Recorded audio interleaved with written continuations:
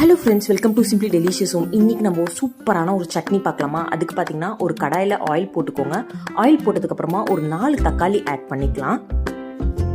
ஒரு 4 பல்லு பூண்டு போட்டுக்கலாம். ஒரு கை அளவுக்கு நம்ம புதினா கொஞ்சம் போட்டுக்கலாம். ஒரு பச்சை மிளகா ஆட் பண்ணியிருக்கேன். உங்களுக்கு பச்சை மிளகா எவ்வளோ வேணுமோ அதுக்கு தகுந்த மாதிரி ஆட் பண்ணிக்கோங்க. தேங்காய் கொஞ்சம் போட்டுக்கலாம். தேவையான அளவுக்கு சால்ட் போட்டுக்கலாம். இந்த மாதிரி நல்லா வதங்கினதுக்கப்புறமா நம்ம ஒரு மிக்சி ஜாரில் போட்டு அரைச்சிக்கலாம். ஒரு கடாயில் ஆயில் போட்டதுக்கு அப்புறமா கடுகு உளுந்து போட்டு நம்ம தாளிச்சிக்கலாம். சட்னியில் கருவேப்பிலை போட்டு தாளிச்சோன்னா நம்மளோட சூப்பரான ஒரு டிஃப்ரெண்ட்டான சட்னி கண்டிப்பாக நீங்கள் ட்ரை பண்ணி பாருங்கள். ஆனியனே இல்லாமல் வேற லெவலில் இருக்கும்.